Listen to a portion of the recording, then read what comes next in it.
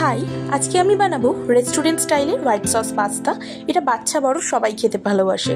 তো প্রথমে প্যানে জল গরম করে তাতে পাস্তা দিয়ে একটু নুন আর একটু সাদা তেল দিয়ে পাস্তাটাকে বয়েল করে নিতে হবে।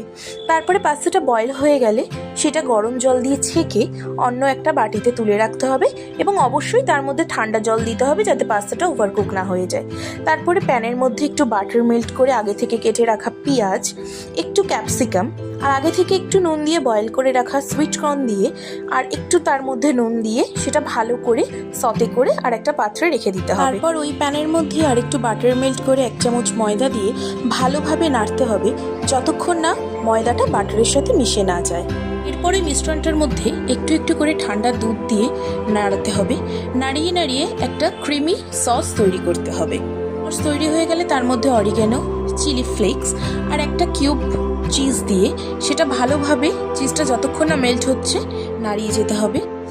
চিজটা মেল্ট হয়ে গেলে তার মধ্যে থেকে আগে থেকে সতে করে রাখা ভেজিটেবলসগুলো দিয়ে ভালো করে নাড়াতে হবে। ভেজিটেবলগুলো ভালো করে সসের মধ্যে মিশিয়ে দিয়ে আগে থেকে বয়েল করে রাখা পাস্তাগুলো দিলেই রেডি হয়ে যাবে আমাদের restaurant style white sauce pasta.